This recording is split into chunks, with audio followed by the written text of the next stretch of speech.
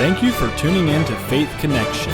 Karibuni, asanteni sana kwa kuwa pamoja nasi kwenye uhusiano wa imani. Gracias por sintonizarnos en la conexión de fe. Faith connection ప్రోగ్రామ్కి మిమ్మల్ని ప్రేమతో ఆహ్వానిస్తూ ఉన్నాము. మీ విశ్వాసము దేవునిలో ఉండాలని కోరుచున్నాము. ఫెయిత్ కనెక్షన్ టీవీ ప్రోగ్రాన్ని వీక్షిస్తున్న మీ అందరికి కూడా ప్రభువైన యేసుక్రీస్తు నామములో కల్వరి బ్యాప్టిస్ట్ సంఘం తరపున మా శుభములను మా శుభాకాంక్షలను తెలియజేస్తున్నాం. అందరూ బాగున్నారు కదమ్మా? మీరు అందరి గురించి కూడా ప్రార్థన చేస్తున్నాం. కల్వరి బ్యాప్టిస్ట్ చర్చ్ చెన్నైలో మీ అందరి గురించి కూడా ప్రపంచమంతా కూడా ఉన్న తెలుగు ప్రజల కొరకు, తెలుగు ప్రజల కుటుంబాల కొరకు, క్రైస్తవుల కొరకు, అన్యుల కొరకు, ప్రతి ఒక్కరి గురించి కూడా మేము ప్రార్థన చేస్తున్నాం. క్రైస్ట్ ఫర్ ఆల్ మిషన్, క్రీస్తే అందరికీ ప్రభు. కులభేదము, రంగుభేదము, జాతి భేదము, మతభేదము లేదు. యేసు ప్రభు అందరికీ ప్రభు. యోహాను రాసిన సువార్త 3:16 చూస్తే దేవుడు లోకమును ఎంతో ప్రేమించెను. God so love the world. దేవుడు లోకమును ఎంతో ప్రేమించను. దేశం అంటే మట్టి కాదు మనుషులే అన్నారు. అలాగే దేవుడు లోకాన్ని ప్రేమించాడు. లోకం అంటే మట్టి కాదు మనుషులే. ఏదో యూదుల కొరకు, ఏదో అమెరికా వాళ్ళ కొరకు, ఇంగ్లాండ్ వాళ్ళ కాదు, యూరోపియన్స్ కొరకు కాదు. యేసు ప్రభు అందరి కొరకు, ప్రపంచ మానవాళి కొరకు ఆ ప్రభు ఆయన జన్మించాడు, మరణించాడు, పాతిపెట్టబడ్డాడు. ఆయన చెప్పిన రీతిగానే, లేఖనము చెప్పిన రీతిగానే, ప్రవచనము చెప్పిన రీతిగానే ఆయన 3వ రోజు లేచాడు. ఈరోజు కూడా దేవుని వర్తమానాన్ని మనము ధ్యానించుకుందాం. The spiritual beauty of motherhood. అంతరంగ పురుషుడు మనం ఎలా ఉండాలి? ప్రతి వ్యక్తికి కూడా 2 రూపాలు. ఒకటి పై రూపం, రెండోది బయట రూపం. బయట రూపం అంటే ఏంది? కనబడని రూపం, అంతరంగ పురుషుడు. అందుకే దావీదు ప్రార్థన చేస్తున్నాడు, నా ప్రాణమా యెహోవాను సన్నతించుము. 103వ కీర్తన 1వ చరణం. నా ప్రాణమా యెహోవాను సన్నతించుము, నా అంతరంగము సమస్తమా ఆయన పరిశుద్ధ నామమును సన్నతి. నా ప్రాణము అంతరంగం. బయట కనపడే రూపం ఒకటి, కనపడని రూపం. కనుక అంతరంగ పురుషుడు, ఆత్మీయ పురుషుడు, దేవుడు పరిశుద్ధంగా ఉండాలని ఆశపడుతున్నాడు. మిమ్మల్ని పిలిచిన వాడు పరిశుద్ధుడు. ఆయన ఎలా ఉండాలి? ఆయనతో ఎలా ఉండాలి? అంతరంగ పురుషుడు, ఆత్మీయమైన మనిషి ఎలా ఉండాలి అని కొన్ని మాటలు మీకు చెప్పాలని ఆశపడుతుంది. బ్యూటీ, అందం. ముక్కు బాగుందిరా, కళ్ళు బాగున్నాయిరా, ముఖం బాగుందిరా, ఈ అమ్మాయి జడ బాగుందిరా, ఆడు బాగానే ఉన్నాడు కానీ పొట్టుగా ఉన్నాడని, బాగా పొడుగ్గా ఉన్నాడు కానీ నల్లగా ఉన్నాడండి. ఇలాగా ఆకారాన్ని గురించి చెప్తారు. అందము ఆకారం కాదు, అందము అంతరంగం, కనపడింది లోపల. మనస్సులో నువ్వు ఎలా ఉన్నావు, నీ మనస్సు ఎలా ఉన్నాయి, అది నీ రూపముగా కనపడద్ది. కనుక అందం, ఎలాంటి అందం? There is a beauty of the faith as seen in Abraham and Sarah. There is a beauty of faith as seen in the Abraham and Sarah.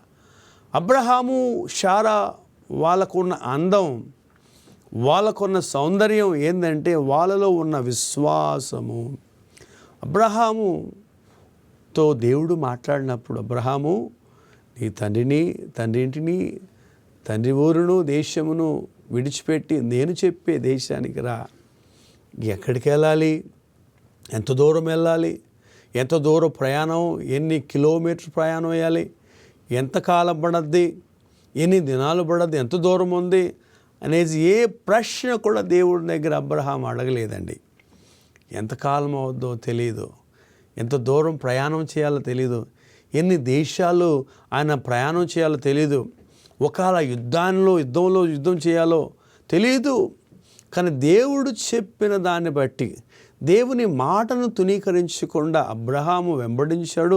అబ్రహామును తన భార్య శారా కూడా వెంబడించింది. అందుకే అబ్రహాముకి ఉన్న గొప్ప అందం ఏంటంటే ఆయన విశ్వాసులకు తండ్రి. Is a father of faith. Abraham is the father of faith. అందుకే చూస్తే there is a beauty of faith as seen in Abraham and Sarah. వాళ్ళకున్న అందం, ఆత్మీయమైన అందం, సౌందర్యం ఏంటంటే విశ్వాసం. దేవుని వాక్యం చెప్తుంది, విశ్వాసము లేకుండా దేవునికి ఇష్టలుగా ఉండడం అసాధ్యమైన కార్యం. Faith comes from the hearing the word of the God. విశ్వాసం ఎలా వస్తుంది? దేవుని వాక్యం వినేదాని వల్ల వస్తుంది. దేవుని వాక్యం వినంగా వినంగా వినంగా వినంగా వినంగా నీ విశ్వాసం బలపడద్ది. దేవుని వాక్యం ఎక్కువ వినంగా వినంగా నీ అంతరంగ పురుషుడు బలపడతాడు. కానీ చాలామంది ఆదివారం మందిరానికి రావడం లేదే. ఆదివారం మందిరం వస్తే కూతురు వచ్చింది, కొడుకు వచ్చాడు, అల్లుడు వచ్చాడు, మనవళ్ళు వచ్చాడు, వాళ్ళకు వండి పెట్టాలి కదా, వాళ్ళతో సమయం గడపాలి కదా. సోమవారం రమ్మని చెప్పొచ్చుగా, మంగళవారం రమ్మని చెప్పొచ్చు కదా, బుధవారం రమ్మని ఆదివారం సెలవు వచ్చింది ఆయనకి అంటారు. వచ్చారు, వచ్చిన వాళ్ళు అమ్మ రండి, సరైన సమయానికి వచ్చారు, చర్చికి వెళ్ళే సమయానికి వచ్చారు, మన ఆరాధన 8 గంటల నుంచి 10 గంటలకు వెళ్దాం రండి, 10 గంటల నుంచి 12 గంటలకు వెళ్దాం రండి అనేసి తీసుకొస్తున్నావా? లేదే. బాగా మాంసం తీసుకుని రావడం, వాళ్ళకి గోంగూర మాంసం చేసి పెట్టడం, చికెన్ ఫ్రైలు చేసి పెట్టడం, ఇదేనా? కానీ అబ్రహాముని చూడండి, తన భార్యను చూడండి, వాళ్ళకున్న విశ్వాసం ఏంది? వాళ్ళకున్న విశ్వాసము అదే అందం. 75 వయసులో వాగ్దానం చేశాడు అబ్రహామును చూసి, అబ్రహాము నేను నీకు కుమారుని ఇస్తాను, ఆకాశమును చూడు, ఆకాశ నక్షత్రమును చూడు, వాటికంటే గొప్ప సంపదను, గొప్ప గొప్ప జనాంగాన్ని నీకు ఇస్తాను అని చెప్పినప్పుడు 65 సంవత్సరాలు ఉన్న శారమ్మ ముసలామె ఏడుస్తుంది. ఎలాగ సాధ్యం కాదండి, నేను ముసలిదాని అయిపోయాను, నా గర్భంలో కూడా బలం లేదు, శక్తి లేదు, అది భరించే శక్తి లేదు, ఎలా సాధ్యము అని దేవుడు అబ్రహాముతో మాట్లాడుతున్న శారమ్మ నవ్వితే, శారమ్మను చూసి దేవుడు అంటున్నాడు, ఏటమ్మా నవ్వుతున్నావు? చూడు చూడు, నేను వాగ్దానం చేసినట్టుగా ఇస్తా అంటే 25 సంవత్సరాలు పట్టింది అబ్రహాముకి ఈసాకు పుట్టేదానికి. 75 సంవత్సరంలో వాగ్దానం చేశాడు. It took 25 years to fulfil his promise. ఈసాకు పుట్టేదానికి 25 సంవత్సరాలు పుట్టింది. 20 వయసు ఆయనకి, 90 సంవత్సరాలు ముసలామి. ఆ వయసులో బిడ్డలు పుట్టడం అసాధ్యం. కానీ వైద్యుల కంటే వైద్యుడు, పరమ వైద్యుడు, పరమ డాక్టరు, ఈ రోగమును బాగు చేసేవాడిని నేనే అని చెప్పి వాగ్దానం చేసిన దేవుడు, యెహోవా రబ్బా, ఐఎమ్ హీలర్ అని చెప్పిన దేవుడు, శారా గర్భాన్ని తెరిచిన దేవుడు, శారా గర్భాన్ని బలపరిచిన దేవుడు, శారమ్మ గర్భాన్ని తెరిచిన దేవుడు, చక్కటి బిడ్డ ఈసాకునిచ్చాడు దేవుడు, వాగ్దాన పుత్రునిచ్చాడు ఆయన. అందును బట్టి there is a beauty of the faith as seen in Abraham and Sarah. వాళ్ళ అందం, వాళ్ళ ఆత్మీయమైన అందం, spiritual beauty for Abraham and హాదా, దర్ ఫెయిత్, విశ్వాసం. రెండో అంశాన్ని, there is a beauty of patience as a seen in Job. ఏబు లాంటి ఉత్తముడు లేడు, ఏబు లాంటి గొప్పవాడు లేడు హూజు దేశంలో. అతని లాంటి యథార్థవంతుడు, ఉత్తముడు, భక్తిపరుడు, సంపద కలిగిన వాడు, 10 మంది బిడ్డలను కలిగిన వాడు, భవనమును కలిగిన వాడు, ఆస్తులు అంతస్తు కలిగిన వాడు ఎవరికి లేదు. కానీ ఒకరోజు అకస్మాత్తుగా 10 మంది పిల్లలు చనిపోయారండి. 10 మంది పిల్లలు ఒకే రోజు మన ఇంట్లో చనిపోతే ఎంత బాధమ్మా, ఎంత కష్టం, ఎంత వేదన, ఎంత దుఃఖం, ఎంతో మనోబాధ. ఆలోచించారా? ఒకే రోజు 7 మంది కుమారులు మరణించారు. చక్కటి కుమార్తెలు, 3 కూతులు చనిపోయారు. తన ఒంటెలన్నీ కూడా చనిపోయాయి, గుర్రాలన్నీ చనిపోయాయి, గాడిదలన్నీ చనిపోయాయి, భవనం కాలిపోయింది, స్నేహితులందరూ వెళ్ళిపోయారు. ఒకే రోజులో అని ఆయన ప్రతిరోజు మరణ కేక, సావు కేక, వేదన కేక. అది కాకుండా ఆస్తులు పోయింది, బిడ్డలు పోయారు, అన్నీ పోయింది. శరీరంలో వ్యాధి వచ్చింది, చాలా కష్టం. ఆయన పెంకులు తీసుకుని గోక్కుంటున్నాడు ఆయన శరీరంలో వ్యాధులను చూసి. తన భార్య అన్నది, అయ్యా ఎందుకు ఇంకా దేవుని ఆరాధిస్తా, ఎందుకు దేవుడు అంటావు, ఎందుకు స్తోత్రం అంటావు, ఎందుకు హల్లెలూయా అంటావు, ఎందుకు దేవుడు లేడని చెప్పి చనిపోయావు అని పోయి తన భార్య కూడా తన భర్త బాధను భరించలేక, తన భర్త పరిస్థితిని చూడలేకుండా ఆమె తన భర్తతో చెప్తుంటే ఆయన అన్నాడు, అమ్మా మూర్ఖులు, don't talk like a police. మూర్ఖులాగా మాట్లాడగాకు, బుద్ధి లేని దాంట్లాగా మాట్లాడగాకు. ఫూల్ అని చెప్పలేదు ఆయన, మూర్ఖురాలని చెప్పలేదు. బుద్ధి లేని దానిలాగా మాట్లాడక, ఫూల్ లాగా మాట్లాడగాకు, జ్ఞానం లేని దాంట్లాగా మాట్లాడగాకు. దేవుడు ఇచ్చాడు, దేవుడు తీసుకున్నాడు. యోబు చక్కటి ప్రార్థన చేస్తున్నాడు. నాకు చాలా ఇష్టమైన ప్రార్థన. ఆయన అంటున్నాడు, ప్రభువా, దేవా, నీవు నన్ను చంపినను నేను నీ కొరకు కనిపెడతాను. హల్లెలూయా.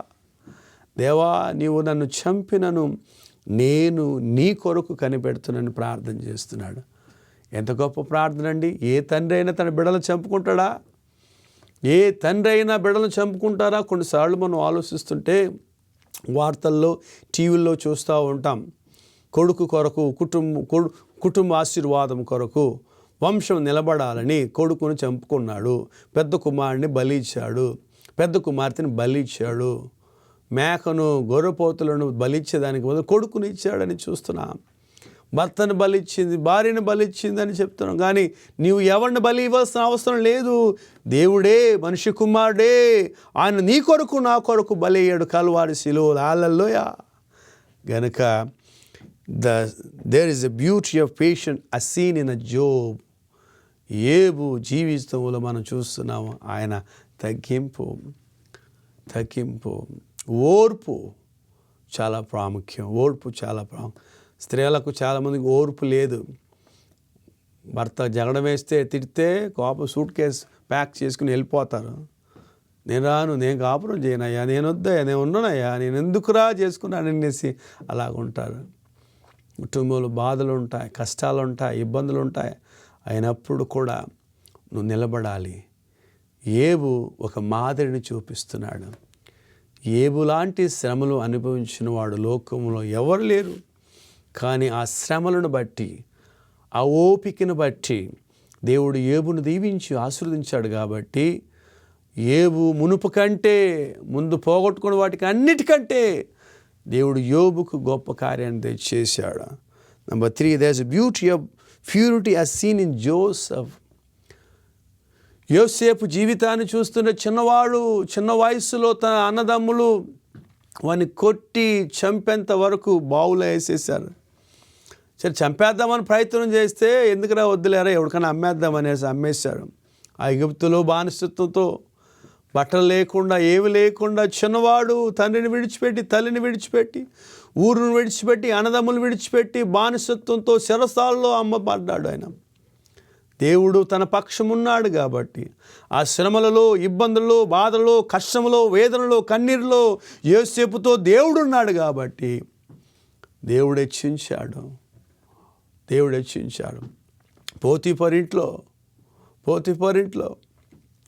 పోతీఫరింట్లో పని చేసేవాడుగా ఉన్నాడు.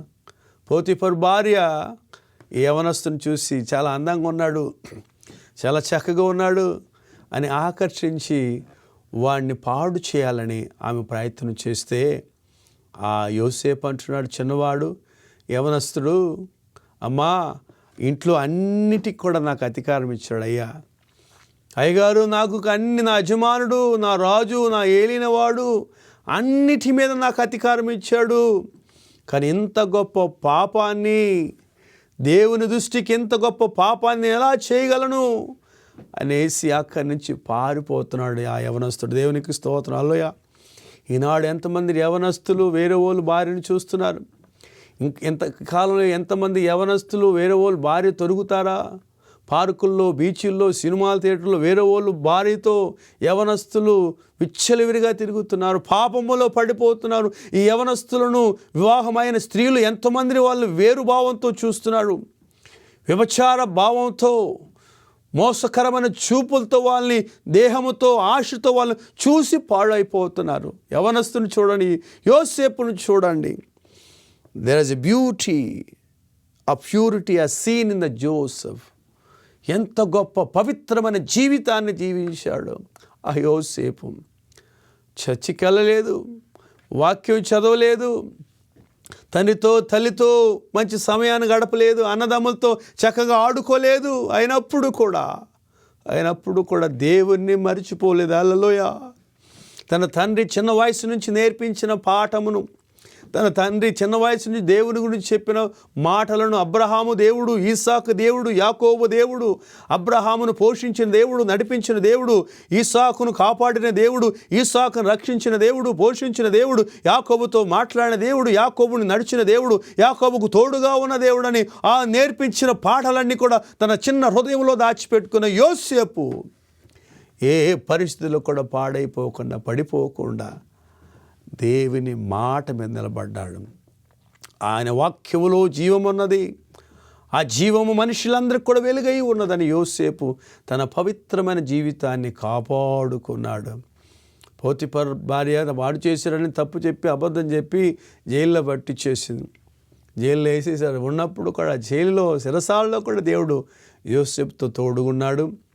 తర్వాత నిజం తెలిసిన తర్వాత ఆ యోసేపు ఐగుప్తులో ప్రధానమంత్రి స్థాయికి వచ్చాడు. ఈనాడు ఇప్పుడున్న ప్రధానమంత్రులు ఎక్కడంటే అక్కడ తిరిగేస్తున్నారు. ఇప్పుడున్న ప్రధానమంత్రి ఏమంటే చేయగలిగినాం. అలాంటి ప్రధానమంత్రి అంటే అన్ని కంట్రోల్, అన్నీ తెలుసు వాళ్ళకి, అన్ని అధికారం ఉంది వాళ్ళకి. అలాంటి అధికారము యోసేపుకు దేవుడిచ్చాడు. దానికి కారణం the beauty of purity in the life of Joseph. అలాంటి పరిశుద్ధమైన పవిత్రమైన జీవితాన్ని యవనస్తులు పాటించాలి. There's a beauty of faith as seen in Abraham and Sarah. There's a beauty of patience as seen in the Job. There's a beauty of purity as seen in the Joseph. There is a beauty of meekness as seen in the Moses. మోసే లాంటి సాత్వికుడు, దేవుడు చెప్తున్నాడు ఈ మాట. హల్లెలూయా. మోసే లాంటి సాత్వికుడు ఎవరు లేరు. ఈనాడు క్రైస్తవులే కొట్టుకుంటున్నారు, చర్చ్ పాస్టర్స్ కొట్టుకుంటున్నారు. నా డినామినేషన్ గొప్పది, నీ డినామినేషన్ గొప్పది. Preach the Bible, preach about the Bible. Bible బోధించండి. Calvary Baptist church, the Bible believing Baptist church. We preach the Bible, we follow the Bible, we teach the Bible. దేవుని వాక్యం మనల్ని రక్షిస్తుంది. దేవుని వాక్యం మనల్ని కాపాడుది, రక్షించి పోషిస్తున్నది. దేవుని వాక్యం మనల్ని విడిపిస్తుంది. మోసే లాంటి సాత్వికుడు ఎవరు లేరు. మోసే సహోదరుడు ఆరోను, మిరియం మన సహోదరి వ్యతిరేకంగా మాట్లాడినప్పుడు దేవుడు ఆ మాట విన్నాడా? మోసే వినలేదు. ఆ మాట మోసే వినలేదా ఏం మాట్లాడుకున్నారని? దేవుడు విన్నాడు. విని వాళ్ళ మీద కోపడ్డాడు. వాళ్ళందరూ పిలిపించి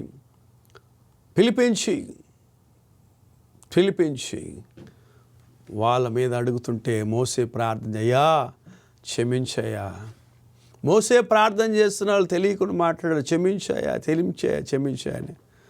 అప్పుడు భయంకరమైన కుష్ఠం మిరియం మీద రావడం చూస్తున్నా. 7 రోజులు ఆ మీద ఉమ్మేస్తే కానీ ఆ శాపం పోవడం లేదు. అంటే మనం ఉమ్ము వేసుంటే అవమానపరచడం. అలాగే ఎంత అవమానంగా మాట్లాడిందో అంతకంతకు అవమానం ఆమె పొందింది.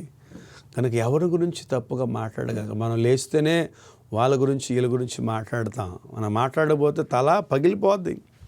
మిగతా వాళ్ళ గురించి మాట్లాడకపోతే నిద్ర రాదు, ఆకలేదు, కడుపు నిండదు.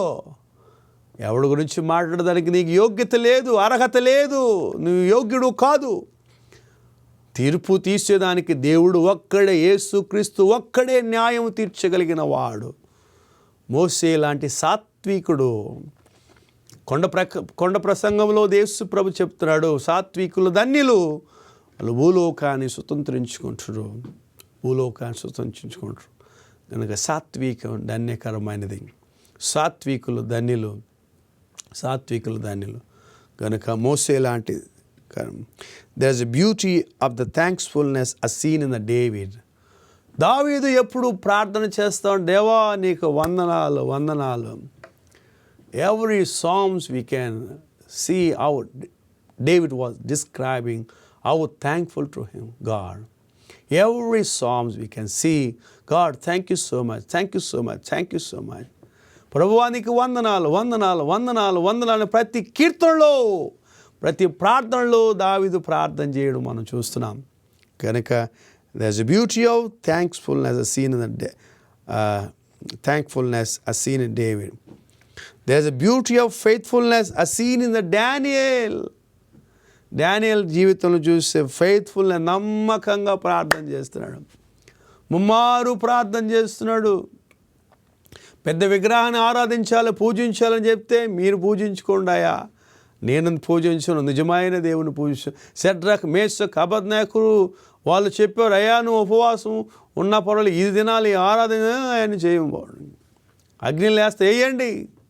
అగ్నిలు వేసిన దేవుని కొరకు నమ్మకంగా ఉన్న డానియేల్, షడ్రక్, మేషక్, అబేద్నెగో నమ్మకంగా ఉన్న స్త్రీలు, వివాహమైన స్త్రీలు, మీ భర్తకు నమ్మకంగా ఉండండి. వివాహమైన పురుషులు నీ భార్యకు నమ్మకంగా ఉండండి. స్త్రీలారా మీ భర్తకు లోబడండి. పురుషులారా నీ భార్యను ప్రేమించు. అంటే భార్యను మాత్రం ప్రేమించడు కానీ మిగతా వాళ్ళందరినీ ప్రేమిస్తాడు. పనికిమాలినోడు.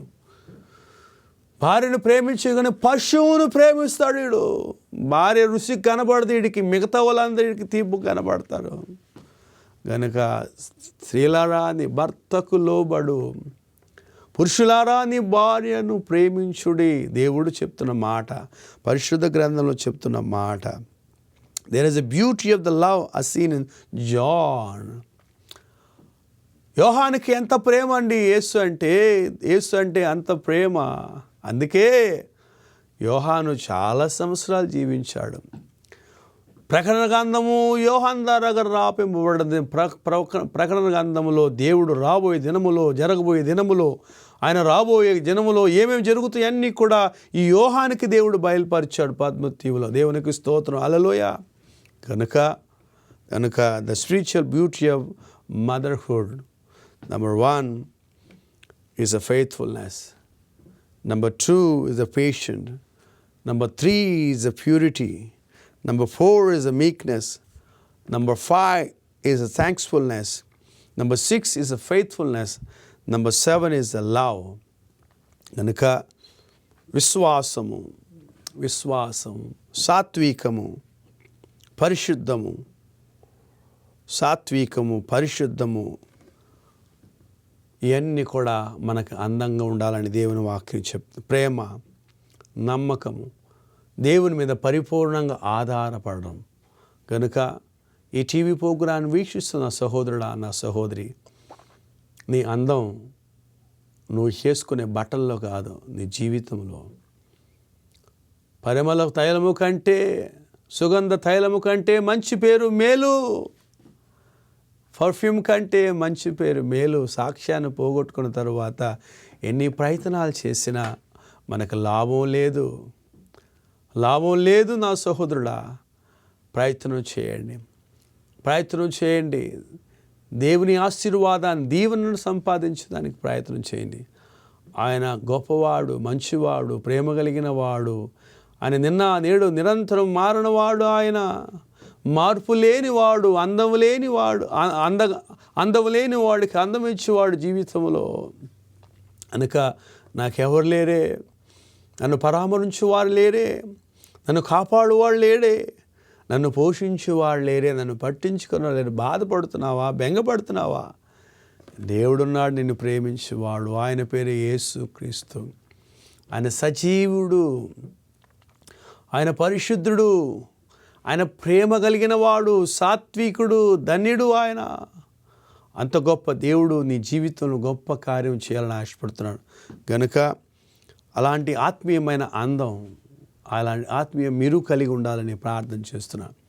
కనుక ఈ వాక్యము మీ జీవితంలో గొప్ప ప్రభావం చేయాలి. కనుక ప్రభావం చేయనుగాక.